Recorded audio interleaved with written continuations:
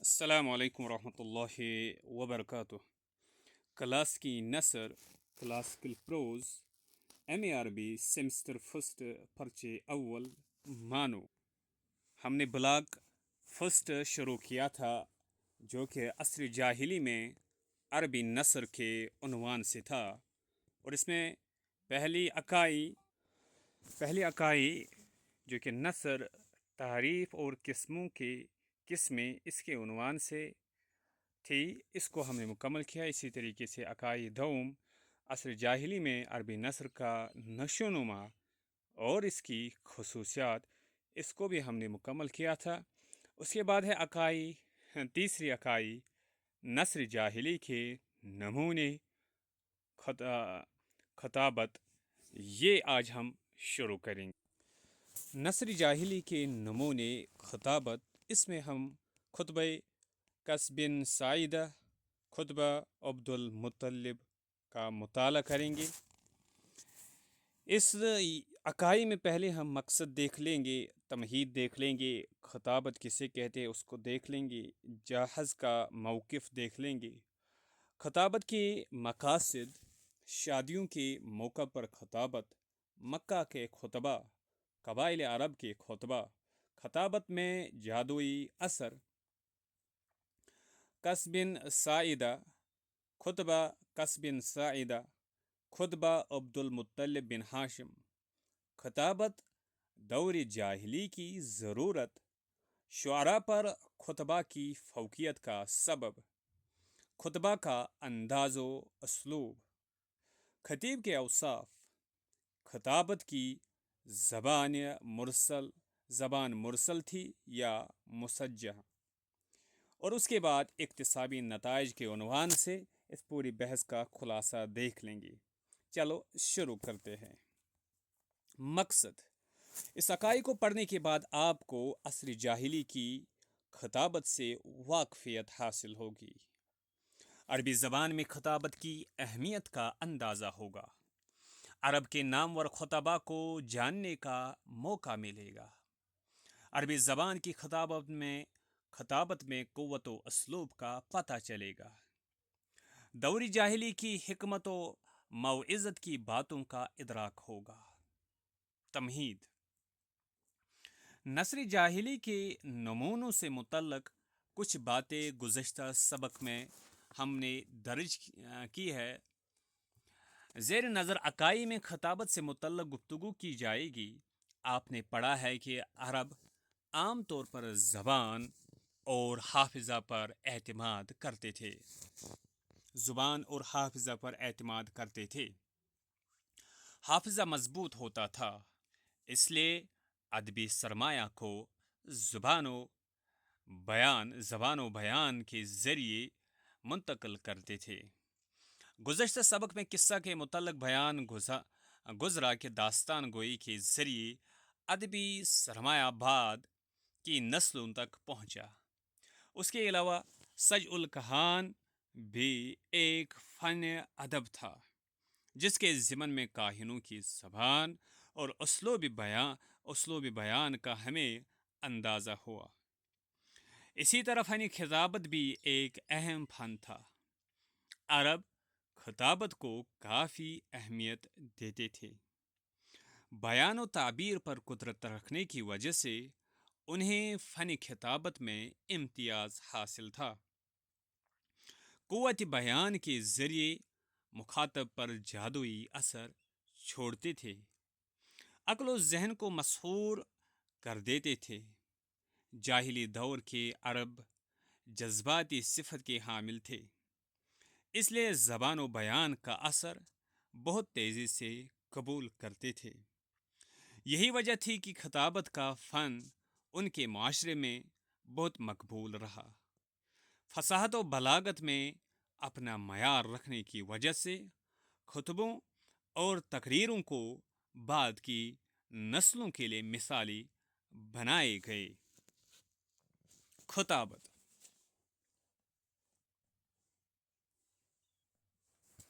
लफ्ज़ खताबत दरअसल खतबा यख्तुबु खताबतन व खुतबतन व खितबतन से माखूज़ है। जिसके माना किसी के सामने अपनी बात रखना या किसी को मुतवज्जा करके अपनी बात पेश करना।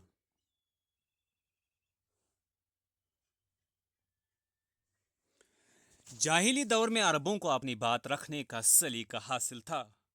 मौका महल के एतबार से मुअस्सिर अंदाज में अपनी गरज रखते थे। अदब के मैदान में तरक्की और फ़न बलागत में महारत और फ़रोग़ के लिए तमाम मतलूबा वसाइल उनके यहाँ मौजूद थे। वहाँ न किसी किस्म की आज़ादी की कमी थी और न ही अपने जज्बात के इजहार में किसी किस्म की पाबंदी का सामना था। उस वक़्त बाहमी रसाकशी और अदावतें कसरत से पाई जाती थी, जिसकी वजह से जंग व जदाल की सूरत हाल पैदा हो जाती थी। फिर अमन व सलामती का माहौल कायम करने की कोशिश होती थी। इस गर्ज से लोग जमा होते थे। ये नशस्तें किसी ऐसे बाड़ा में कायम की जाती थी जहाँ खेमे लगाए जाते थे, या कभी बाज़ारों में और कभी उमरा के अहातों में। ये वो मौके होते थे जहाँ अहले फ़न व बलागत को अपनी महारत और मयार साबित करने का बेहतरीन मौका दस्तयाब होता था। कलाम को ज़्यादा से ज़्यादा मुअस्सिर और पुरकशिश बनाने में कोई कसर नहीं छोड़ते थे। ज़ाती सलाहियत, ज़बान में महारत, बयान में फसाहत और रवानी, हाजिर दिमागी और फिलफोर ख़यालात को तरतीब देने का मलिका वो अनासिर थे जो फ़न के फ़रोग़ में उनका ताउन करते थे। अरबी अदब के मुमताज़ उदबा ने अरबों के इम्तियाज़ का एतराफ़ किया है। जहाज़ का मौक़िफ़। जाहिली दौर के अरब के मुतल्लक़ इजहार ख़याल करते हुए जहाज़ का बयान है कि अरबों से मुतल्लक़ सारी ही चीज़ें फिलबदिया और फिलफोर थी। इनमें कोई तैयारी या पेश की तदब्बर और गौर खोज का अमल नहीं होता था, बल्कि एक तरह से इल्हामी कैफियत हुआ करती थी। इसमें उन्हें कोई दुश्वारी या परेशानी का सामना नहीं करना पड़ता था, ना ही अपनी फ़िक्र को तरतीब देने में उन्हें कोई ताख़ीर होती थी। हुस्न बयान के लिए वो किसी की मदद की भी ज़रूरत महसूस नहीं करते थे, बल्कि जो भी ख़याल जहन में उभरता अल्फाज की शक्ल में ज़बान पर रवां हो जाता था। खा वो शमशीर जनी का मौका हो या पुरअमन मजलिस में बाहम अहवाल बयान करने का। खा दो अफराद के बीच झगड़े का मामला हो या जंगो क़िताल का, वो अपनी फ़िक्र को अपने मौक़िफ़ के एतबार से जुमलों में डाल लेते थे और जो मुराद होती थी इसी तर्ज पर इजहार ख़याल कर देते थे। ऐसा मालूम होता है कि माना का सिलसिला बंद गया हो और अल्फाज इनकी नुमाइंदगी के लिए उबल रहे हो। गुफ्तगू का बेहतरीन अंदाज उनके यहाँ आया और नुमाया रहता था। बयान की खुश असलूबी में उनके यहाँ किसी किस्म की तंगी या कमी का एहसास नहीं होता था, बल्कि उन्हें इस पर दूसरी कौमों के मुकाबले में ज़्यादा कुदरत हासिल थी। उन्हें ज़बान पर गलबा हासिल था। इनमें हर फर्द माफिज ज़मीर की अदायगी में खुश बयान था, बयान व ताबीर में बुलंद मकाम रखता था। उनके मुकर्रिरीन अपनी तकरीरों में और भी मुमताज़ नज़र आते थे। खता- खताबत खताबत व तकारीर उनके लिए नहायत आसान अमल था। इसमें खुद को मुतमईन मुतमईन महसूस करते थे। उन्हें ना ही कोई दुश्वारी होती थी और ना ही किसी तैयारी की ज़रूरत पड़ती थी, ना ही कोई रुकावट पेश आती थी और ना ही किसी तरह की कम माहिगी का सामना करना पड़ता था। खताबत के मकासद। जाहिली दौर में हर शोबा खताबत को फ़रोग देने में मुतहर्रिक व फ़आल था। ज़िंदगी के मुख्तलिफ मकासद में इसका इस्तेमाल किया जाता था। आपसी इख्तिलाफ़ात का मौका हो या हस्ब व नसब पर तफाखुर का, खूबियों के तज़किरा की मजलिस हो या शान व शौकत की इजहार की।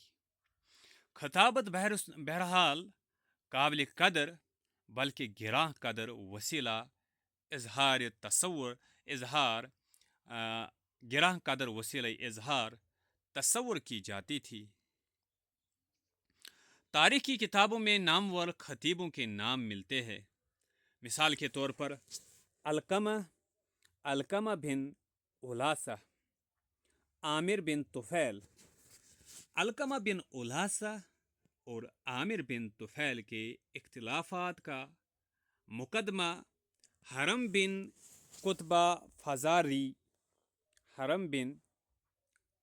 कुतबा अल-फज़ारी के पास गया। इसी तरह काका बिन माबद अत-तमीमी और खालिद बिन मालिक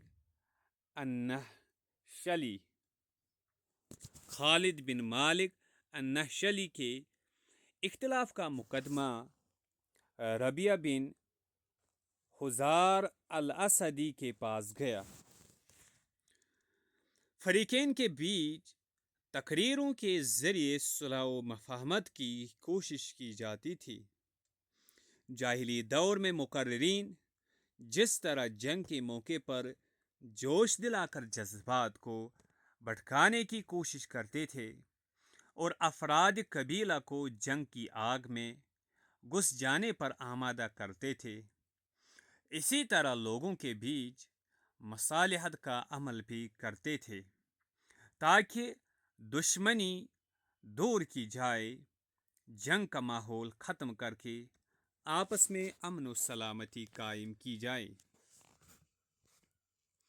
इनके अलावा कौम के सरदारों और कबीलों के ज़िम्मेदारों के पास वफूद जाया करते थे। इन वफूद में मुकर्रिरीन भी हुआ करते थे। आमतौर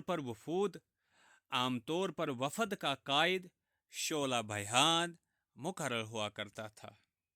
वो आगे बढ़कर कबीला के सरदार के सामने खड़ा होता और अपनी कौम की नुमाइंदगी करते हुए तकरीर करता था। कबीला गस्सान और कबीला मंजर के बादशाहों के सामने तकरीरों की रिवायत तारीख में मिलती है। खतीब वफद उनके सामने खड़ा होता, उन्हें सलाम पेश करने का अंदाज बहुत ही जाज़िब और तबीयत को मोह लेने वाला होता था। फिर अपनी कौम की नियाबत करता हुआ अपनी गर्ज़-ओ-गायत पेश करता था। खुद अल्लाह के रसूल सल्लल्लाहु अलैहि वसल्लम के पास भी अरबों ने अपने मुकर्रिरीन भेजे थे। वो मुकर्रिरीन अपने ज़ोर खताबत के ज़रिए अल्लाह के रसूल सल्लल्लाहु अलैहि वसल्लम के सामने अपना मुद्दा रखते थे। फिर नबी सल्लल्लाहु अलैहि वसल्लम की तरफ से भी कोई खतीब होता था जो उनके इश्कालात और सवालात के जवाबात देता था। इस सिलसिले में कबीला तमीम के वफद का तज़किरा आता है। نبی صلی اللہ علیہ وسلم کے سامنے اتار بن حاجب بن زرارہ کا خطبہ اتار بن حاجب بن زرارہ کا خطبہ مشہور ہے۔ بہرحال خطبوں اور تقریروں کا ماحول جاہلی دور میں رائج تھا۔ بادشاہوں، امراء، قوم کے قائدین اور سرداروں کے سامنے مقررین اپنی تقریروں کے ذریعے عرض و غایت پیش کیا کرتے تھے۔ ان کے علاوہ بڑے بازاروں میں اور میلوں میں بھی خطبہ کھڑے ہو جاتے تھے۔ اپنی تقریروں کے ذریعے لوگوں کو نصیحت آمیز باتیں بتاتے تھے۔ قس بن سعیدہ کے متعلق مشہور ہے کہ وہ بازار اوکاز میں کھڑے ہو کر لوگوں کو خطاب کرتے تھے۔ بازار اوکاز دراصل عرب کے مشہور میلوں میں سے ایک ہے۔ اسی طرح مقررین کبھی اپنی قوم کے لوگوں کو اور کبھی اپنے قریبی رشتہ داروں کو بھی مخاطب کر کے واضح و نصیحت کرتے تھے۔ مقررین کبھی اپنی قوم کے لوگوں کو اور کبھی اپنے قریبی رشتہ داروں کو بھی مخاطب کر کے واضح و نصیحت کرتے تھے، جیسا کہ عامر بن ضرب اور اقسم بن صیفی کے متعلق روایتوں میں ذکر ہے۔ اس کے بعد شادیوں کے موقع پر خطابت۔ شادیوں کے موقع پر بھی تقریروں کا رواج تھا۔ خاص طور پر شرفاء اور باعظمت خاندان کے لوگوں کے یہاں نکاح کے موقع پر یہ تقریریں کی جاتی تھی۔ شادی کی پیشکش کرنے والے خاندان کی طرف سے اس گھرانے کا کوئی صدر یا سرپرست آگے بڑھتا اور ہونے والی دلہن کے سامنے یا اس کے گھرانے کی شخصیات کے سامنے نوشہ کی خوبیاں اور خصائص بیان کرتا تھا، ساتھ ہی ساتھ نوشہ کے گھرانے کی تعریف کرتا تھا۔ جاہلی دور میں عورتوں کے سامنے شادی کی پیشکش کا طریقہ یہ ہوتا تھا کہ ان الفاظ کے ذریعے انہیں مخاطب کیا جاتا تھا: بسمک اللہم ذکرت فلانۃ و فلان بہا مشغوف، بسمک اللہم لک ما سألت ولنا ما اعطیت۔ اللہ کے نام سے شروع کرتے ہوئے بیان کرتا ہوں کہ فلاں خاتون کا تذکرہ آیا، فلاں صاحب اس خاتون سے شادی کے خواہ ہیں۔ اللہ کے نام سے بیان کرتا ہوں کہ جو کچھ تم نے مطالبہ کیا وہ تمہارے لیے ہے، اور جو کچھ تم نے نوازا وہ ہمارے لیے ہے۔ شادیوں کے موقع پر خطبہ کی نوعیت یہ ہوتی تھی کہ نوشہ کی طرف سے پیشکش کرنے والا بیان کو دراز کرتا تھا اور دلہن کی طرف سے جواب دینے والے اختصار سے کام لیتے تھے۔ نوشہ کی طرف سے پیشکش ہونے والا بیان کو دراز کرتا تھا اور دلہن کی طرف سے جواب دینے والے اختصار سے کام لیتے تھے۔ خطبوں کی نوعیت کے متعلق روشنی ڈالتے ہوئے جاہز کا کہنا ہے کہ آبادی میں رہنے والوں اور وادیوں اور صحراؤں میں رہنے والوں کے خطبے دو طرح کے ہوتے تھے، ایک تو لمبا ہوتا تھا جبکہ دوسرا مختصر۔ ان دونوں خطبوں کے لیے الگ الگ مواقع ہوتے تھے اور جدا جدا مقامات بھی ہوا کرتے تھے۔ لمبے خطبے اپنی اہمیت اور اپنی شان رکھتے تھے، ان میں بہترین جملے اور عمدہ تعبیرات ہوتی تھی۔ جہاں تک مختصر خطبوں کا تعلق ہے تو ان کی تعداد زیادہ تھی۔ جہاں تک مختصر خطبوں کا تعلق ہے ان کی تعداد زیادہ تھی۔ روایت کرنے والوں نے انہیں محفوظ رکھا ہے کیونکہ ان کا یاد رکھنا آسان تھا۔ خطبوں کی شان اور معیار کی وجہ سے عرب خطبوں کی کافی قدر کرتے تھے۔ कोई भी कबीला या ख़ानदान ऐसा नहीं था जहाँ कोई खतीब न पाया जाता हो। जहाज़ ने अपनी किताब अल बयान व तिबियान, किसकी किताब है? जहाज़ की। अल बयान व तिबियान में इस मौजू पर तफसील से बहस की है। जहाज़ ऐसे जुमले, फ़िक्रे और अदबी शाहपारे नकल किए हैं। जहाज़ ने ऐसे जुमले, फ़िक्रे और अदबी शाहपारे नकल किए हैं जो उस ज़माने में खतीबों के यहाँ इस्तेमाल में आते थे। खुतबा के नामों का जायज़ा लेने के लिए जब हम तारीख़ की किताबों की तरफ तवज्जो करते हैं तो अल बयान व तिबियान, अल बयान व तबयीन, अल बयान व तबयीन सबसे मुमताज़ नज़र आती है। इसमें खुतबा के नामों की कसरत मिलती है। मसलन यसरब के इलाके में कैस बिन शम्मास और उसके बेटे साबित के नाम मिलते हैं। आगे चलकर साबित का शुमार अल्लाह के रसूल सल्लल्लाहु अलैहि वसल्लम के खतीबों में शुमार होने लगा। उसके बाद है मक्का के खुतबा। मक्का में भी खुतबा मौजूद थे। मक्का के पुराने दौर के खुतबा के नाम मिलते हैं। मसलन हाशिम, उमैया, नुफ़ाइल बिन अब्दुल उज़्ज़ा जो हज़रत उमर बिन ख़त्ताब रज़ी अल्लाह अन्हु के दादा थे। नुफ़ाइल बिन अब्दुल उज़्ज़ा, नुफ़ाइल बिन अब्दुल उज़्ज़ा उमर बिन ख़त्ताब रज़ी अल्लाह अन्हु के दादा थे। उन्हीं के पास अब्दुल मुत्तलिब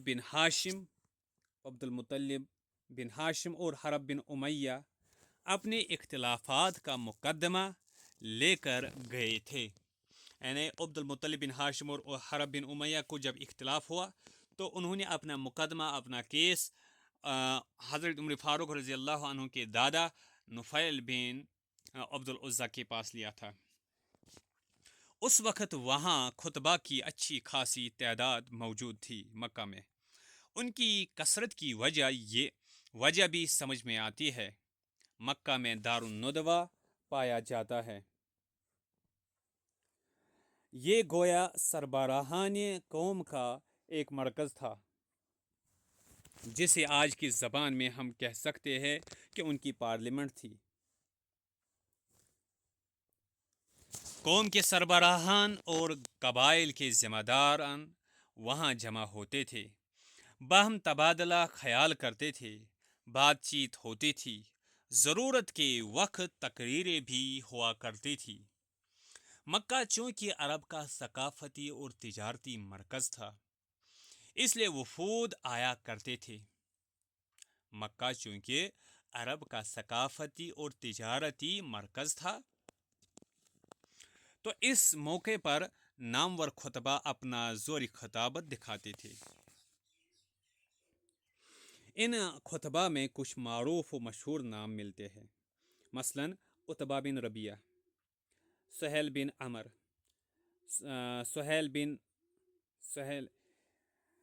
इसी तरह सुहेल बिन अमर के मुतल्लक हज़रत उमर रज़ी अल्लाह अन्हु ने अल्लाह के रसूल सल्लल्लाहु अलैहि वसल्लम से कहा था, ए अल्लाह के रसूल, इसके सामने के दो दांत निकाल दीजिए ताकि बात करते वक्त उसकी ज़बान मुंह से बाहर निकल जाए और वो साफ बात न कर पाए। फिर उसके बाद आपके खिलाफ कोई भी खतीब कभी खड़ा नहीं होगा। अल्लाह के रसूल सल्लल्लाहु अलैहि वसल्लम ने जवाब दिया, ला अमस्सलु फयुमस्सलुल्लाहु बी व इन कुन्तु नबिय्यन दअहु या उमर फ़असा अन यक़ूम मकामन तहमीदहु। तर्जुमा, मैं किसी का मुसल्ली नहीं करता हूँ। ला उमस्सिलु, मैं किसी का मुसल्ली नहीं करता हूँ, वरना अल्लाह मेरे जिस्म का मुसल्ली कर देगा, खा मैं नबी ही क्यों न हो। उमर, इसे अपनी हालत पर छोड़ दो, हो सकता है वो कोई ऐसा मकाम हासिल कर ले कि तुम उसकी तारीफ करोगे। مسلح کہتے ہیں کہ جسم کے اعضاء میں سے کسی قسم کی تبدیلی کی جائے، خواہ کسی عضو کو کاٹ کر ہو یا اس کی حیت تبدیل کر کے۔ قبائل عرب کے خطبہ۔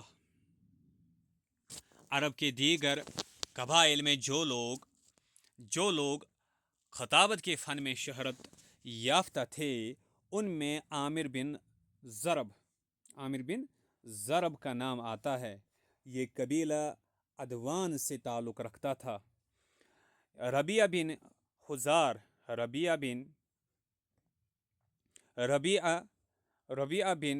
حزار کا نام ملتا ہے، جو قبیلہ اسد سے تھا۔ حنظلہ بن زرار، جس کا تعلق قبیلہ ضبہ سے تھا۔ عمر بن کلثوم کا تعلق قبیلہ تغلب سے تھا۔ ہانی بن قبیصہ، جن کا تعلق قبیلہ شیبان سے تھا۔ یہ معرکہ ذی قار کے موقع پر خطیب تھے۔ ابن عمار، جن کا تعلق قبیلہ طائی سے تھا۔ یہ پورے قبیلہ مزہج کے خطیب تھے۔ اس قبیلے کے خطبہ میں لبید بن ربیعہ العامری کا نام بھی آتا ہے۔ حیزان بن شیخ، جس کے متعلق اللہ کے رسول صلی اللہ علیہ وسلم نے فرمایا بسا اوقات قبیلہ ابس میں خطیب ہوتے ہیں۔ قبیلہ اطفان سے خویلد بن عمر اور عشرہ بن جابر کے نام ملتے ہیں۔ اسی طرح قیس بن خارجہ بن سنان کا بھی نام آتا ہے، جس نے جنگ داحس اور گبرا کے موقع پر صبح سے شام تک تقریر کی۔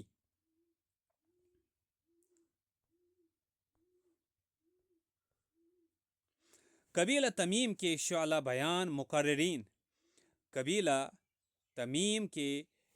بیان مقررین میں اقسم بن صیفی کا نام آتا ہے۔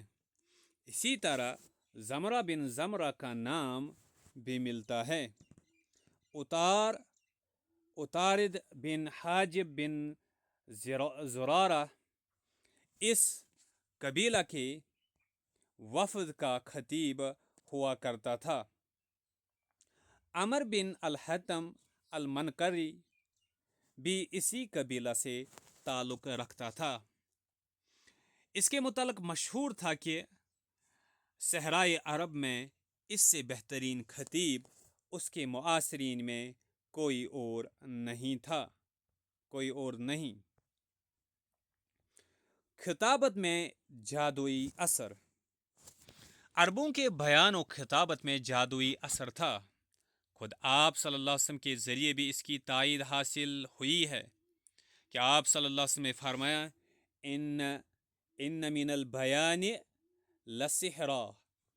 دراصل اس کے پیچھے جو واقع ہے وہ یہ ہے کہ روایتوں میں مذکور ہے کہ اللہ کے رسول صلی اللہ علیہ وسلم نے عمر بن الحتم المنکری سے الزبرقان بن بدر کے متعلق پوچھا، تو عمر نے جواب میں مانع لحوزتہ متاع فی ادنیہ، ترجمہ اپنی چیز کسی کو دیتا نہیں ہے، کم حیثیت لوگوں کا پیشوا ہے، یعنی بخیل طبیعت کا ہے اور کم حیثیت لوگوں کا سردار ہے۔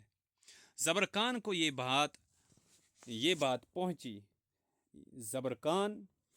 بات پہنچ گئی تو اس نے جواب میں کہا جو کچھ اس نے کہا ہے اس سے زیادہ کی اسے معلومات بھی نہیں۔ بہرحال وہ میرے وقار سے بغض رکھتا ہے۔ عمر نے اس کے جواب میں کہا کہ اگر اس نے ایسا کہا ہے تو اللہ کی قسم، حقیقت یہ ہے کہ میں نے اسے تنگ دل ہی پایا ہے۔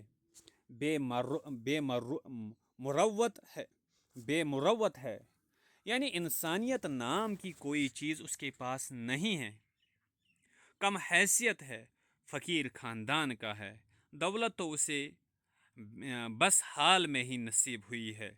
جب انہوں نے دیکھا کہ ان کے بعد کی رائے پہلی رائے سے ٹکرا رہی ہے اور محسوس کیا اللہ کے رسول صلی اللہ علیہ وسلم کی آنکھوں میں عدم موافقت کے آثار ظاہر ہو رہے ہیں، تو کہا، اے اللہ کے رسول صلی اللہ علیہ وسلم، جب میں اس سے خوش تھا تو میری معلومات میں اس کے متعلق جو سب سے اچھی چیز تھی وہ میں نے آپ کو بتائی۔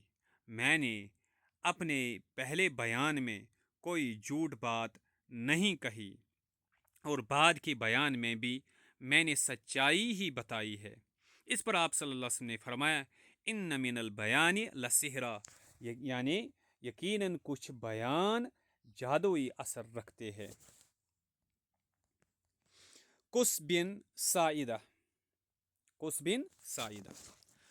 بن ساعدہ جاہلی دور کے مشہور و معروف خطیب تھے۔ قس بن ساعدہ کون تھے؟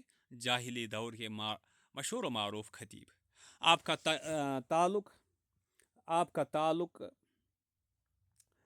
کا تعلق قبیلہ ایاد سے تھا، اسی لیے ان کے نام کے ساتھ الایادی کا اضافہ کیا جاتا ہے، جو قبیلہ کی طرف نسبت کا پتہ دیتا ہے۔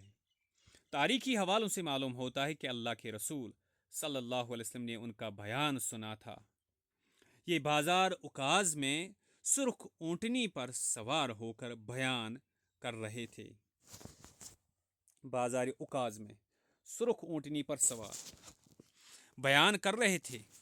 جاہز کا کہنا ہے کہ قبیلہ ایاد کی کچھ ایسی خصوصیات تھی کہ عرب میں کسی اور کے پاس نہیں تھی۔ خود نبی اکرم صلی اللہ علیہ وسلم نے قس بن ساعدہ کی تعریف کی ہے۔ نبی صلی اللہ علیہ وسلم کے ذریعے ہی ان کا کلام قریش تک اور قوم عرب تک پہنچا ہے۔ اللہ کے نبی صلی اللہ علیہ وسلم کے ذریعے ہی لوگ قس بن ساعدہ کی خوبیوں سے متاثر ہوئے۔ اللہ کے نبی صلی اللہ علیہ وسلم کے ذریعے ہی لوگ قس بن ساعدہ کی خوبیوں سے متاثر ہوئے۔ ان کے صحیح موقف سے لوگوں کو واقفیت ہوئی، یعنی نبی صلی اللہ علیہ وسلم نے قس بن ساعدہ کی تعریف کی ہے۔ نبی صلی اللہ علیہ وسلم کے ذریعے ہی ان کا کلام قریش تک اور قوم عرب تک پہنچا ہے۔ اللہ کے نبی صلی اللہ علیہ وسلم کے ذریعے ہی لوگ قس بن ساعدہ کی خوبیوں سے متاثر ہوئے، ان کے صحیح موقف سے لوگوں کو واقفیت ہوئی۔ یہ ایسی سند ہے کہ لوگوں نے اس پر اعتماد کیا ہے۔ گرچہ ابن حجر نے اس روایت کی سند پر کلام کیا ہے، تاہم ڈاکٹر شوقی ضعیف کا موقف یہ ہے کہ اس روایت کی سند صحیح ہے اور راویوں کی تعداد بھی بکثرت موجود ہے۔ خطبہ میں لفظ اما بعد کا استعمال سب سے پہلے قس بن ساعدہ ہی نے کیا تھا۔ ان سے قبل کسی اور خطیب کے خطبہ میں یہ لفظ نہیں ملتا ہے۔ عرب کے دانشوروں اور صاحب حکمت لوگوں میں ان کا شمار ہوتا تھا۔ عرب کے دانشور اور صاحب حکمت لوگوں میں ان کا شمار ہوتا تھا۔ ان کی وفات حضور اکرم صلی اللہ علیہ وسلم کی بعثت سے پہلے 600 عیسوی میں ہوئی۔ الملل والنحل کے مؤلف محمد بن عبد الکریم الشہرستانی نے انہیں اسلام سے قبل عقیدہ توحید رکھنے والوں میں شمار کیا ہے۔ نیز یہ کہ روز جزا و سزا پر ان کا ایمان تھا۔ یہ زہد و تقوی کی زندگی بسر کرتے تھے۔ عرب کے مشہور بازار عکاظ میں تشریف آوری ہوتی تھی۔ یہ لوگوں کے ساتھ شانہ بشانہ چلتے تھے اور انہیں نصیحت آمیز باتیں بتاتے تھے۔ فنی خطابت میں مہارت رکھنے کی وجہ سے قزوین بن سعیدہ کی شخصیت مثالی تھی۔ حکمت و موعظت میں آپ کا بلند مقام تھا۔ خطابت میں عبور حاصل ہونے کی وجہ سے انہیں پورے عرب کا خطیب مانا جاتا تھا۔ قوت بیان اور تعبیر کی بلاغت میں آپ ممتاز تھے۔ یہ بھی کہا جاتا ہے کہ یہ سب سے پہلے خطیب تھے جنہوں نے چھڑی کا سہارا لے کر خطبہ دیا۔ سب سے پہلے خطیب تھے جنہوں نے چھڑی کا سہارا لے کر خطبہ دیا۔ اسی طرح یہ پہلے شخص ہے جنہوں نے البینۃ علی من ادعا والیمین علی من انکر، سب سے پہلے جنہوں نے کہا البینۃ علی من ادعا والیمین علی من انکر، ترجمہ جس نے دعویٰ کیا اس پر دلیل پیش کرنے کی ذمہ داری ہے اور جس نے انکار کیا اس پر قسم کھانا لازم ہے۔ ان کے متعلق یہ بھی آتا ہے کہ یہ ناشائستہ اعمال و اطوار کو پسند نہیں کرتے تھے، غفلت کی زندگی کو بھی جو موت کے بعد کی مرحلہ اور جزا و سزا سے بے توجہ کر دے ناپسند کرتے۔ آپ صلی اللہ علیہ وسلم کے متعلق منقول ہے کہ فرمایا یرحم اللہ قصہ انی ارجو یوم القیامت ان یبعث امتا واحدہ، ترجمہ اللہ قص پر رحم فرمائے، میں سمجھتا ہوں کہ قیامت کے دن وہ ایک امت کی حیثیت سے اٹھائی جائیں گے۔ بازار اوقاز میں اللہ کے رسول صلی اللہ علیہ وسلم نے ان کا ایک خطبہ سنا تھا اور وہ ذیل میں ذکر کیا جا رہا ہے۔ خطبہ قزوین بن سعیدہ۔ ایھا الناس اسمعوا وعوا من عاش مات ومن مات فات وكل ما هو آت مطر ونبات وأرزاق وأقوات وآباء وأمهات وأحياء وأموات جمع وأشتات ليل داج ونهار ساج وسماء ذات أبراج وأرض ذات فجاج وبحار ذات أمواج ومهاد موزون وسقف مرفوع ونجوم تمور وبحار لا تغور ونجوم تزهر وبحار تزخر إن في السماء لخبرا وإن في الأرض لعبرا ما بال الناس يذهبون ولا يرجعون أرزوا فاقوا فأقاموا أم تركوا فناموا تبا لأرباب الغفلة من أمم الخالية والقرون الماضية يا معشر إياد أين الآباء والأجداد وأين الفراعنة الشداد ألم يكونوا أكثر منكم مالا وأطول آجالا طحنهم الدهر بكله ومزقهم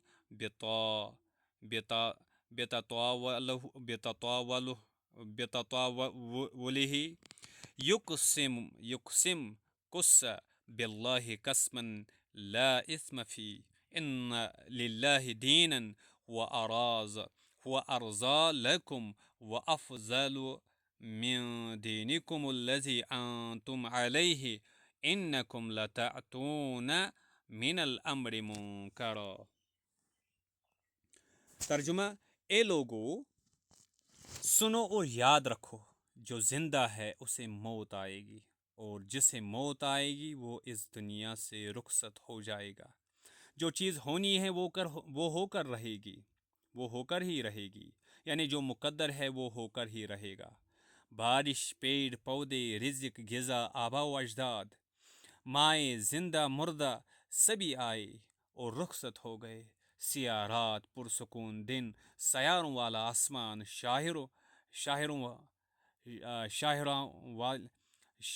شاہراں والی زمین، ٹھاٹھے مارتے ہوئے سمندر، ہموار زمین، بلند آسمان، امڑتے ستارے، سمندر جن کا پانی کم نہیں ہوتا، روشن ستارے اور پرجوش سمندر۔ بے شک آسمان میں سبھی خبریں موجود ہے اور زمین میں یہ سبھی عبرت کے سامان ہیں۔ کیا بات ہے، لوگ اس دنیا سے جاتے ہیں اور واپس نہیں آتے۔ کیا وہاں کی جگہ انہیں راس آ گئی ہے کہ وہی رہ گئے، یا یہ کہ انہیں نظر انداز کر دیا گیا تو ویسے ہی پڑے سو رہے ہیں۔ پچھلی قوموں کے اور گزشتہ صدیوں کی غفلت میں پڑے لوگوں کے لیے ہلاکت ہو۔ اے قبیلہ عاد کے لوگوں، آبا اجداد کہاں گئے؟ وہ تندوخو فرعونی خاندان کہاں گیا؟ کیا وہ تم سے مال و دولت میں اور عمروں میں زیادہ نہیں تھے؟ زمانہ نے انہیں اپنی طاقت سے تباہ کر دیا اور اپنی درازی مدت کے ذریعے ان کے ٹکڑے ٹکڑے کر دیے۔ قسم ہے اللہ کی، اور اس میں کوئی غلطی نہیں، کہ اللہ کے نزدیک ایک طرز زندگی ہے، وہ تمہارے لیے زیادہ لائق و سود مند ہے، وہ تمہارے اس دین سے بہتر ہے جس پر تم ابھی ہو، بے شک تم لوگ ناپسندیدہ کام کرتے ہو۔ خطبہ عبد المطلب بن ہاشم۔ جاہلی دور کے خطبات میں عبد المطلب بن ہاشم کا بھی خطبہ مشہور ہے۔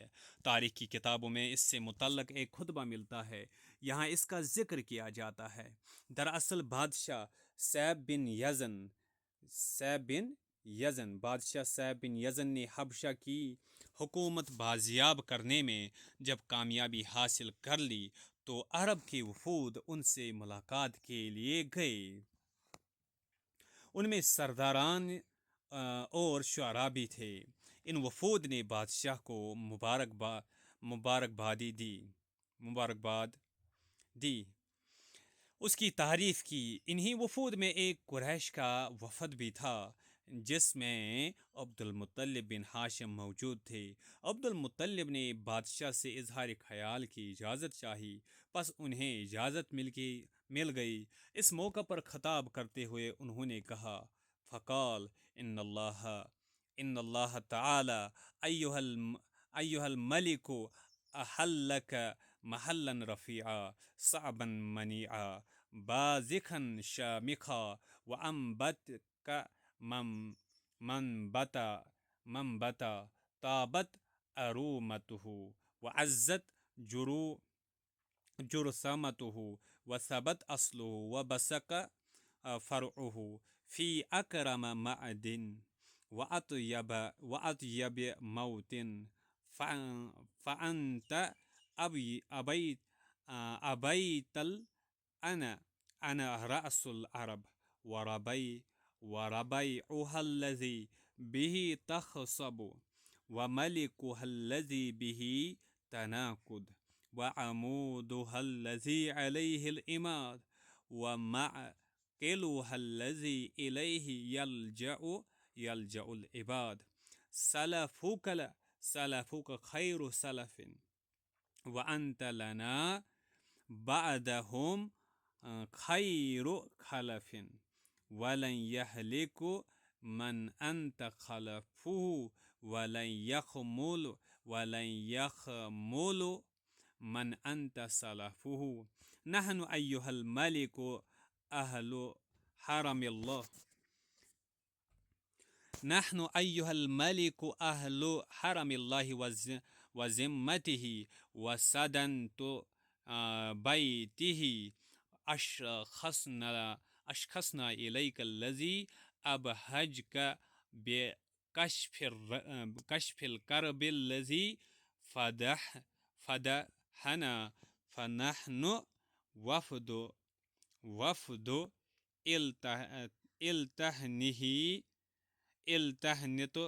التهنه لا وفد المرض۔ ترجمہ: اے بادشاہ، اللہ نے آپ کو بہت اونچے مقام پر فائز کیا ہے جو ہر ایک کو حاصل نہیں ہوتا۔ یہ اتنا اونچا مرتبہ ہے کہ ہر طرح سے محفوظ ہے، اسے کوئی نقصان نہیں پہنچا سکتا۔ بہت ہی عالی شان اور بلند و بالا رتبہ ہے۔ اس ذات پاک نے آپ کو ایسے خاندان میں پیدا کیا ہے اور پروان چڑھایا ہے جس کی نسل باوقار ہے۔ وہ خاندان عزت و عظمت سے سرفراز ہے۔ اس خاندان کی جڑیں ثابت و پائیدار ہے، اس کی شاخیں اعلیٰ و عرفہ ہے۔ ان کا تعلق فضل و کمال والے سرچشمے سے ہے اور خوشگوار سرزمین سے ہے۔ آپ سلامت رہے۔ آپ تو عرب کے سردار ہے۔ اس کی ایسی بہار ہے جس کے سبب عرب سرسبز و شاداب ہے۔ آپ ان کے بادشاہ ہے جن کی وہ اطاعت کرتے ہیں، ان کے سردار ہے جن پر ان کا اعتماد اور بھروسہ ہے، ان کا ٹھکانہ ہے جس کی طرف وہ لوگ پناہ لیتے ہیں۔ آپ کے آباء و اجداد بہترین پیشرو اور آپ ان کے بعد کی بہترین نسل ہے۔ آپ کی پشت پناہی جس کو حاصل ہے وہ کبھی تباہ نہیں ہوگا، اور آپ جس کے پیشرو ہے وہ کبھی گمنام نہیں ہوگا۔ ہم لوگ اے بادشاہ اللہ کی مقدس زمین کے لوگ ہیں، اس کی نگرانی و حفاظت میں رہنے والے ہیں، اس کے گھر کے پاسبان ہیں۔ ہمیں آپ کے پاس اسی ذات نے بھیجا ہے جس نے اس مصیبت کو دور کر کے جو ہم پر گراں گزر رہی تھی آپ کو خوشی عطا کی ہے۔ ہم وفد برائے مبارکباد ہم وفد برائے مبارکباد ہے، نہ کہ وفد برائے مصیبت۔ خطابت دوری جاہلی کی ضرورت۔ جاہلی دور میں خطیبوں کی کثرت تھی جسے نظر انداز کرنا مشکل ہے۔ یہ تقریریں مہارت اور تجربات پر مبنی ہوتی تھی۔ یہ زبان میں فصاحت اور روانی ہوتی تھی، فکر میں گہرائی، اسلوب و انداز میں کشش و جاذبیت ہوتی تھی۔ ان خطبہ کو اس معیار پر لانے کا سبب اور ان کے اندر خصائص پیدا کرنے کے پیچھے ان کی سماجی زندگی کے احوال ہے۔ انہیں مختلف موقعوں پر لوگوں کو خطاب کرنے کی ضرورت محسوس ہوتی تھی۔ اس طرح کے تقاضے انہیں اکثر و بیشتر پیش آتے تھے۔ جو بھی کوئی سردار کی حیثیت سے ابھرتا یا اس کی شہرت لوگوں میں پھیلتی تو اس کے پس پردہ خطابت کا بہت اہم کردار ہوتا تھا۔ قوت بیان اور لوگوں کے دلوں میں اثر پیدا کر دینے والے اسلوب کی وجہ سے اس سردار کا ستارہ عروج حاصل کرتا تھا۔ یہی وجہ تھی کہ اس زمانے میں یہ خیال غالب رہتا تھا کہ قوم کی قیادت کے لیے یا قبیلہ کی سرداری کے لیے قائد کا فن خطابت پر قدرت رکھنا ضروری ہے تاکہ لوگوں کے دل اس قائد سے وابستہ رہے۔ لوگ اس کی سحر بیانی اور پر اثر انداز سے سرشار رہتے تھے، اس کی عظمت کا اعتراف کرتے تھے، اس پر فخر کرتے تھے۔ جاہلی دور کے فن خطابت پر تبصرہ کرتے ہوئے ادباء نے یہاں تک کہا ہے کہ اس زمانے میں عرب کے نزدیک خطبہ کا مقام شعراء کے مقام میں زیادہ بلند اور قابل تعظیم تھا۔ گرچہ اس رائے میں اختلاف ہے، لیکن اتنا یقینی ہے کہ قوم کی قیادت اور سرداری کے لیے فن خطابت میں عبور لازم تھا۔ شعراء پر خطبہ کی فوقیت کا سبب۔ شعراء پر خطبہ کی فوقیت کا سبب یہ امر تسلیم شدہ ہے کہ شاعر کی فن شاعری پر قدرت اور بلاغت کی وجہ سے دوسری قوموں اور قبیلوں پر اس کا رعب و اثر رہتا تھا۔ لوگ شعراء کی بہت قدر کرتے تھے، لیکن جب شعر و شاعری کا ماحول عام ہو گیا، شعراء کی کثرت ہو گئی، شعر کو بادشاہوں اور سرداروں کی خوشنودی کے لیے تیار کیا جانے لگا۔ ان بادشاہوں کی طرف سے दादो दहश की उम्मीदें बेदार होने लगी और यही शायरी का मकसद बनकर रह गई। नेज़ हुसूल मनफात के लिए शेर को ज़्यादा से ज़्यादा पुरकशिश बनाने की कोशिश शुरू हो गई। अशआर के ज़रिए दूसरों अशआर के ज़रिए दूसरों की बेआबरूई बेआबरूई और हतक इज़्ज़त का माहौल कायम किया जाने लगा तो शुअरा अपना मकाम खो चुके और खतीबों को फौकियत हासिल हो गई। इस पसमंज़र में जहाज़ ने अपने मौक़िफ़ का इजहार करते हुए कहा कि शायर को खतीब के मुकाबले में बुलंद दर्जा हासिल था। अरब को शायर की ज़रूरत ज़्यादा महसूस होती थी ताकि कबाइल की खूबियों और महासिन के तज़किरे का ज़रिया बन सके। माजी के वाक़ात, जंग के हालात और बहादुरी और दिलेरी की दास्तानें अशार के ज़रिए बार बार सुनाई जा सके। लेकिन जब शेर और शुअरा की कसरत हो गई तो शायर के मुकाबले में खतीब का दर्जा बुलंद हो गया।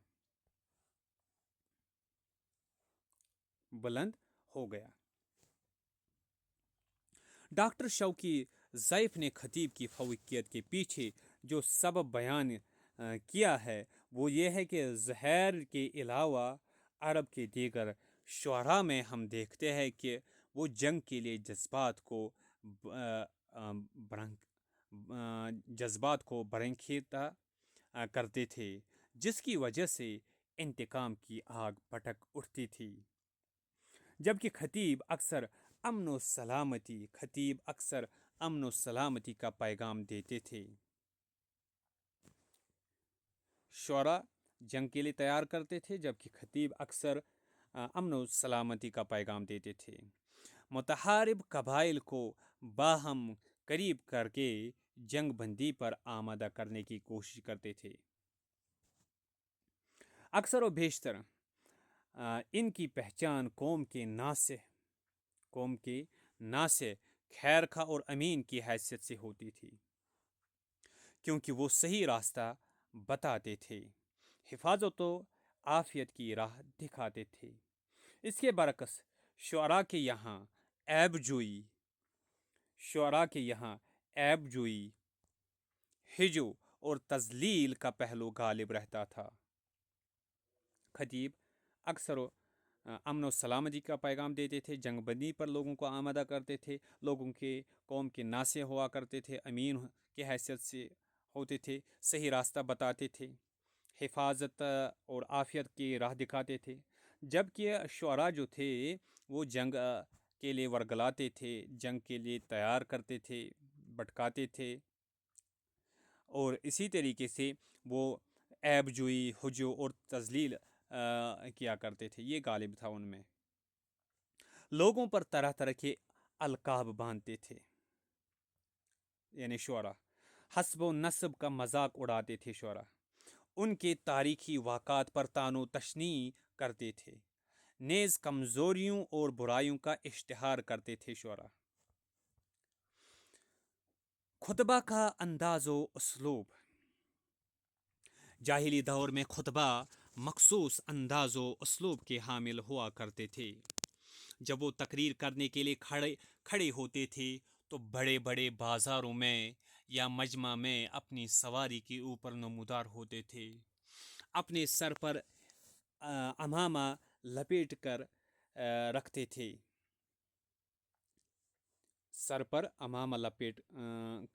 थे, जब वो तकरीर करते थे। बाज़ारों में या मजमा में अपनी सवारी के ऊपर, जब वो बाज़ारों में खड़े होते थे तकरीर करने के लिए तो अपनी सवारी पर खड़े होते थे, मजमा में अपनी सवारी के ऊपर नमूदार होते थे, सर पर अमामा लपेट कर रखते थे। खताबत के दौरान हाथ में सहारे के लिए कोई छड़ी रखते थे या कोई और ऐसी चीज़ जो सहारा देने के लिए काबिल हो सके। मसलन बांसिया, नेज़ा या कोई कमान वगैरह। खुतबा के लिए अगर खतीब किसी सवारी पर खड़ा न हुआ तो किसी दूसरी ऊंची जगह ऊंची जगह का इंतखाब करता था, जिस पर खड़ा होकर कौम को खिताब करता था। हाथ में छड़ी का लेना या किसी और एक चीज़ का सहारा लेकर खताबत के लिए मंजर आम पर आना इस बात की दलील हुआ करता था कि खतीब किसी लंबी तकरीर के इरादे से आया है।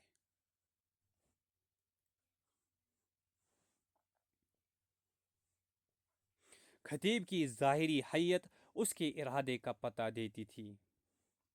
खतीब की ज़ाहिरी हैयत उसके इरादे का पता देती थी। ये सिफत सिर्फ अरब के खुतबा के साथ ही मखसूस थी।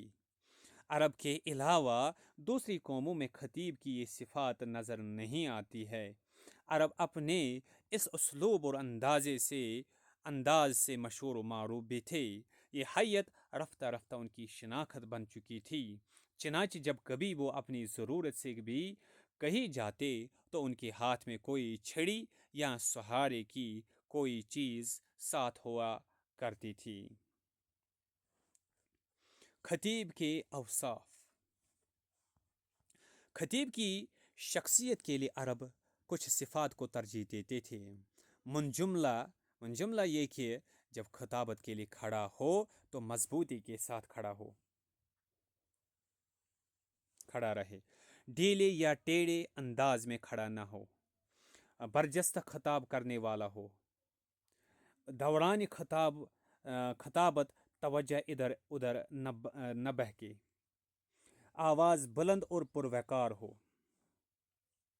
अगर खतीब अपनी तकरीर के दौरान गला साफ करने के लिए खारता है तो ये मायूब अमल शुमार किया जाता है। खतीब इस बात का ख्याल रखे कि दौरान खताबत बदन में लर्जिश या कपकपी तारी न हो, बात करने में इनकिबाज या रुकावट का सामना न करना पड़े, अपने ख्याल के इजहार में सोच कर अल्फाज अदा करने की सूरत पैदा न हो, ज़बान में लुकनत या अल्फाज का वाज़ेह शक्ल में अदा न होना, ज़बान में लुकनत या अल्फाज में वाज़ेह शक्ल में अदा न होना नापसंदीदा करार दिया जाता था। खताबत के दौरान खतीब के लिए ऐब माना जाता था कि वो ठुड्डी पर हाथ लगाए। खताबत के दौरान खतीब के लिए ऐब माना जाता था कि वो ठुड्डी पर हाथ लगाए, मोंचों पर हाथ फेरे या दाढ़ी संवारे। यानी ठुड्डी पर हाथ रखना, मोंचों पर हाथ फेरना या दाढ़ी संवारना, इसको मायूब समझा जाता था। इन हरकतों को नाशाइस्ता अमल तस्वुर किया जाता था। अरब तकरीरों में रौबदार और पुरअसर आवाज़ पसंद करते थे। अरब तकरीरों में रौबदार और पुरअसर आवाज़ पसंद करते थे। इसी वजह से खुतबा अपनी तकरीरों में मुंह फैलाकर ज़ोरदार आवाज़ के साथ बयान करते थे। खुतबा क्या करते थे? खुतबा अपनी तकरीरों में मुंह फैलाकर ज़ोरदार आवाज़ के साथ बयान करते थे। अपनी तकरीरों में या बातचीत करते वक्त निचले होंठ को ढीला करके नीचे लटकाना और अपनी बयान जारी रखना काबिल तारीफ ख्याल किया जाता था।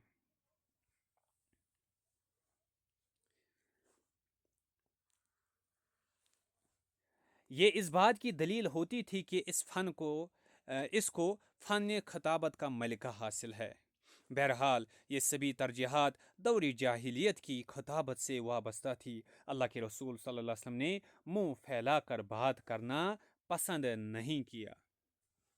नहीं फरमाया।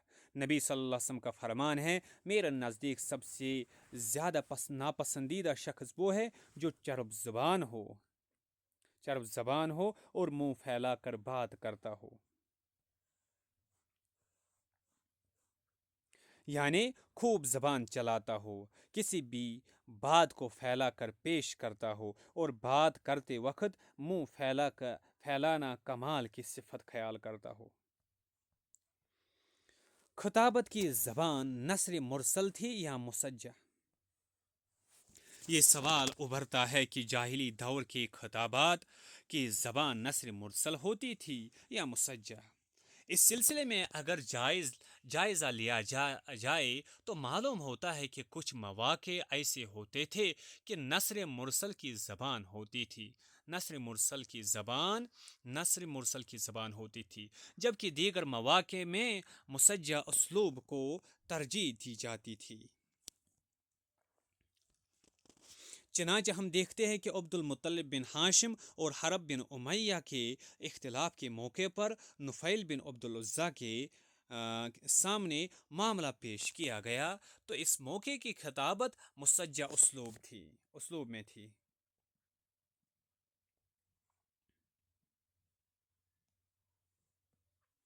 جیسا کہ تاریخ تبری میں اس کا تذکرہ ملتا ہے۔ جریر بن عبداللہ بجلی اور خالد بن ارطاد کلبی کے مابین اختلافات کے موقع پر اقرا بن حابس کی تقریر کے متعلق جو ثبوت ملتا ہے اس کی عبارت مسجع ہے۔ ابو عبیدہ نے جریر و فرزدق کے بیچ نقائص کی شرح میں اقرا بن حابس کی خطابت کا ذکر کیا ہے۔ ان کے علاوہ علقمہ بن الاسا اور عامر بن طفیل کے اختلافات کا تذکرہ الاغانی میں آیا ہے۔ اس مناسبت سے بھی خطابت کا جو نمونہ ملتا ہے وہ مسجع زبان میں ہے۔ خطابت کے ان نمونوں کے پیش نظر جاہز نے یہ طے کر لیا کہ ان مواقع پر خطابت کا اسلوب عمومی طور پر مسجع ہوا کرتا تھا۔ چنانچہ جاہز نے تبصرہ کرتے ہوئے کہا کہ زمرہ بن زمرہ، حرم بن قتبہ، اقرا بن حابس اور نفیل بن عبد العزیٰ حکم کے فرائض انجام دیتے تھے۔ حکم کے فرائض کون انجام دیتے تھے؟ زمرہ بن زمرہ، حرم بن قتبہ، اقرا بن حابس، نفیل بن عبد العزیٰ، یہ حکم کے فرائض انجام دیتے تھے۔ ان کا خطاب اس موقع پر مسجع زبان میں ہوا کرتا تھا۔ ربیعہ بن حذار کا بھی یہی طرز تھا۔ جاہز ایک اور موقع پر خطابت کے اسلوب پر روشنی ڈالتے ہوئے کہتا ہے کہ باہمی اختلافات یا تفاخر کے موقع پر یہ لوگ خطابت کے لیے مسجع زبان استعمال کرتے تھے، جبکہ حکم کے فریضہ کے علاوہ دوسرے ترکیبی مواقع پر یا صلح کی غرض سے دیے جانے والے خطبوں میں مرسل اسلوب اختیار کرتے تھے۔ صلح کی غرض سے جب خطبہ دیتے تھے یا ترغیبی مواقع، ترغیب دینے کی غرض سے جب دیتے تھے۔ اسی طرح آپسی معاہدہ کے موقع پر یا کوئی معاملہ طے کی جاتی تھی تو مرسل اسلوب کو ترجیح دیتے تھے۔ مرسل اسلوب اختیار کرنے کا مطلب یہ نہیں کہ خطابت بالکل سادہ یا بیزار کن ہوتی تھی یا خشک وغیرہ دلچسپ ہوا کرتی تھی، بلکہ حقیقت یہ ہے کہ اس مرسل خطابت میں بھی ایسے جملے ہوا کرتے تھے جو سامعین کے جذبات کو برخیدہ کرتے تھے۔ بلاغت کی تعبیریں مخاطب پر اپنا اثر ڈالتی تھی۔ کہ خطاب کرنے والے لوگوں کے دلوں کو اپنے مقصود کی طرف مائل کرنے میں کامیاب ہو جاتے تھے۔ عربی ادب کی تاریخ میں خطابت کے جو شاہکاریں ملتے ہیں یا چھوٹے چھوٹے جملے اور مختصر گفتگو کے ادبی جواہر نظر آتے ہیں، ان سے معلوم ہوتا ہے کہ عرب اس زمانے میں اپنی تعبیرات اور بیانات کو زیادہ سے زیادہ عمدہ اور پرکشش بنانے کی خواہش رکھتے تھے۔ چنانچہ عبارت کبھی مسجع ہوتی تھی، کبھی استعارہ کا سہارا لیتے تھے اور کبھی تخیل کی بلندیوں میں پرواز کرتے تھے۔ یوں تو خطابت میں عام طور پر مؤثر اور پرشکوہ الفاظ کا استعمال ہوتا تھا، جن میں وزن اور قوت محسوس کی جاتی تھی۔ ساتھ ہی ساتھ معنی کے اعتبار سے الفاظ مضبوط اور پرزور ہوا کرتے تھے۔ خطبہ اپنی بات کا وزن ثابت کرنے کے لیے دلائل پیش کرتے تھے، اپنے جذبات اور احساسات کی نمائندگی کے لیے بہترین اور جاذب الفاظ کا انتخاب کرتے تھے۔ جیسا کہ لبید نے حرم بن قطبہ کی تعریف میں کہا، جب کہ اس نے عامر بن طفیل، یعنی یوں تو خطبات میں عام طور پر مؤثر اور پرشکوہ الفاظ کا استعمال ہوتا تھا، جن میں وزن اور قوت محسوس کی جاتی تھی۔ ساتھ ہی ساتھ معنی کے اعتبار سے الفاظ مضبوط اور پرزور ہوا کرتے تھے۔ خطبہ اپنی زبان کا وزن ثابت کرنے کے لیے دلائل پیش کرتے تھے، اپنے جذبات اور احساسات کی نمائندگی کے لیے بہترین اور جاذب الفاظ کا انتخاب کرتے تھے۔ جیسا کہ لبید نے حرم بن قطبہ کی تعریف میں کہا ہے، جبکہ اس نے عامر بن طفیل اور علقمہ بن علاسہ کے مسئلے میں حکم کے فریضہ کی ادائیگی کے وقت تقریر کی تھی۔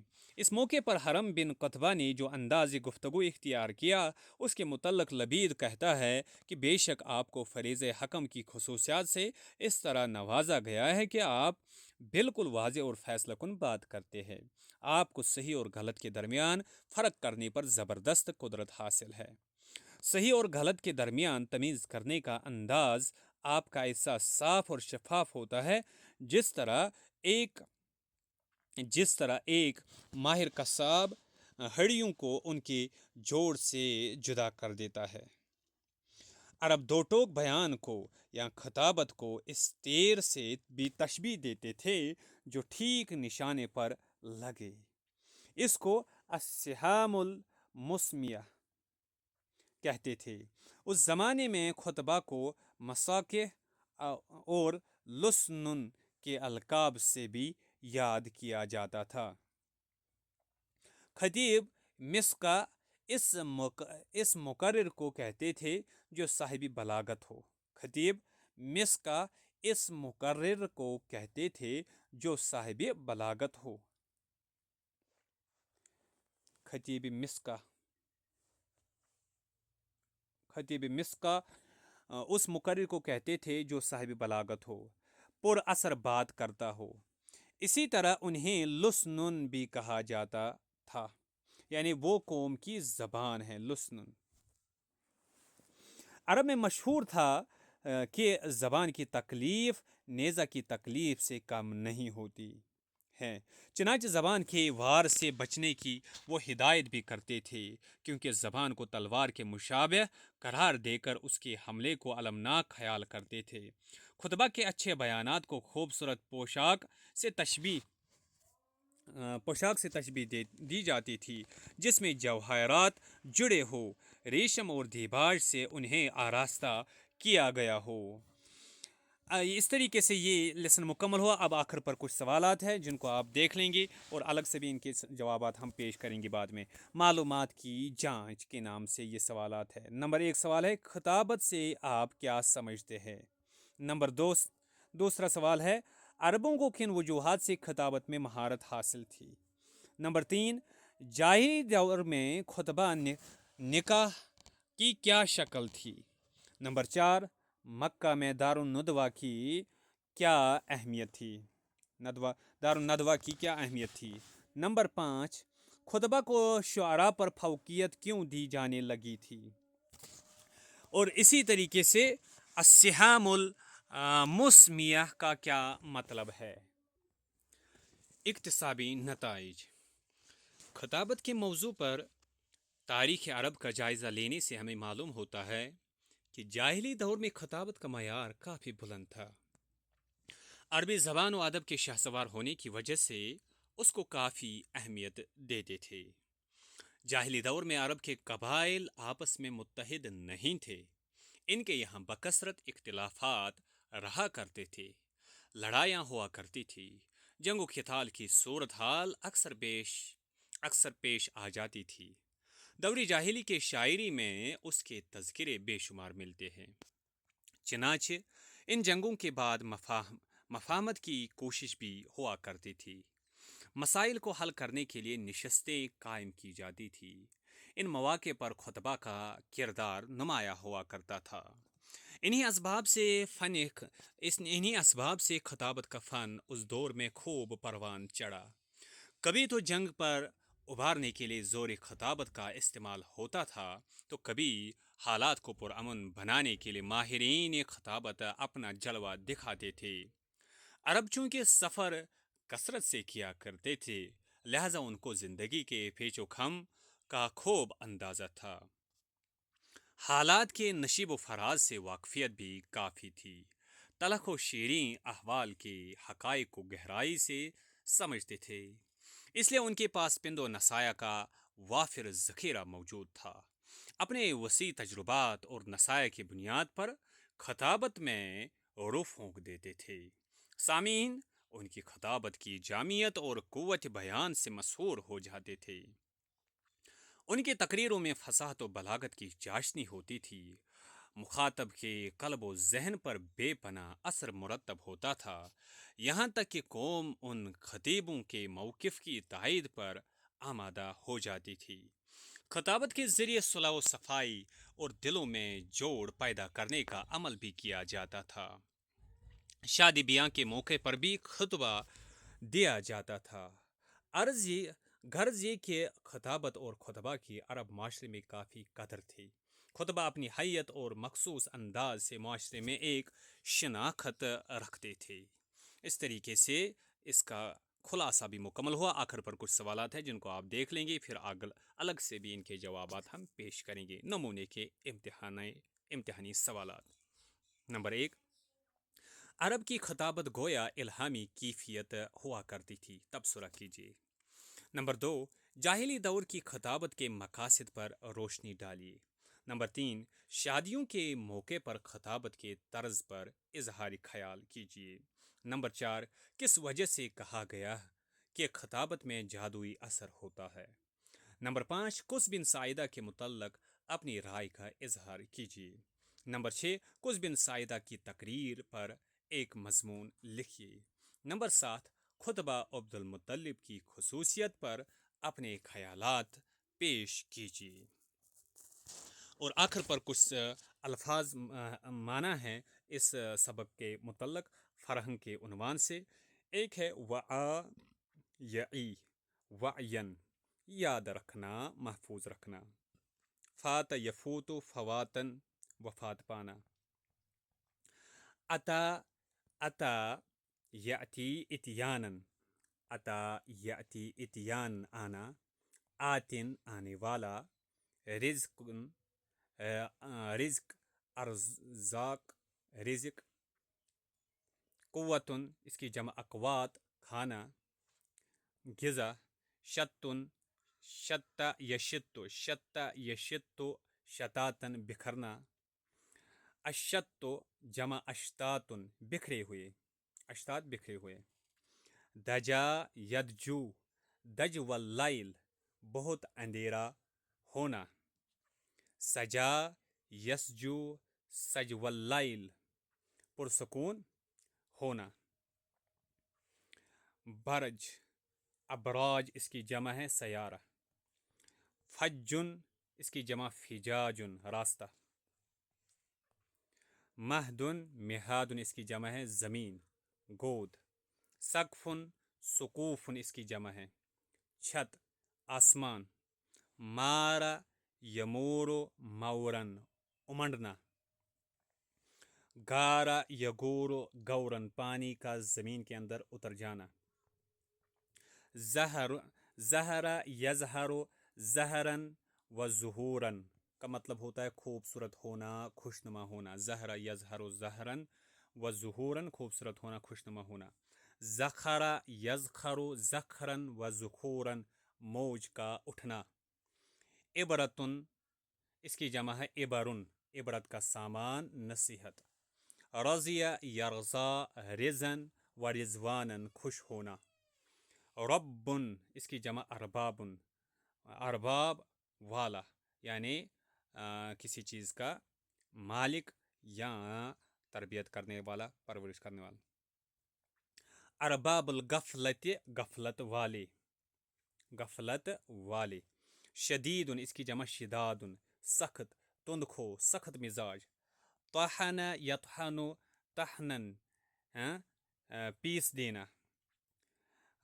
کل کل کل کل کل کل کلن، سینہ، زور، طاقت.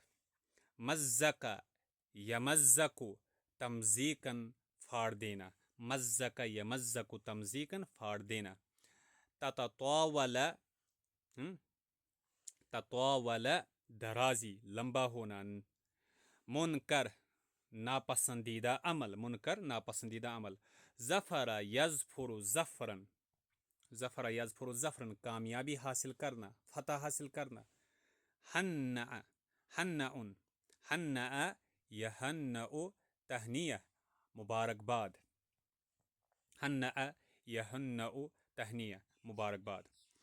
استأذن یستأذن استئذانا، اجازت چاہنا. احل یحل احلالا، فائز کرنا. محل محل، جگہ. صعبن صعبن، غیر آسان، ہر ایک کے بس میں نہیں. منعی منیعن منیعن، محفوظ. بازخ بازخ کا مطلب ہوتا ہے بلند. شامخ اونچا، بازخ بلند، شامخ اونچا. منبتن پیدا ہونے کی جگہ. طاب یطیب طیبن، اچھا ہونا. طابت ارومہ ارومتہ، شریف خاندان کا ہونا. عز یعز اعزازن، باعزت ہونا.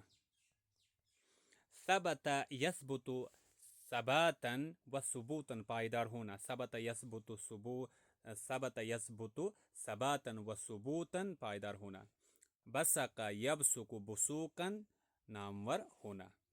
معدن معادن اس کی جمع سونے کی کان، سونے چاندی کی کان.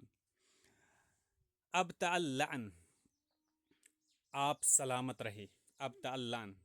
خصب یخصب خصبن خصبن، سرسبز، شاداب ہونا. انقاد انقاد ینقاد انقیاد، اطاعت کرنا. انقاد ینقاد انقیاد، اطاعت کرنا. عمود عمود، سردار.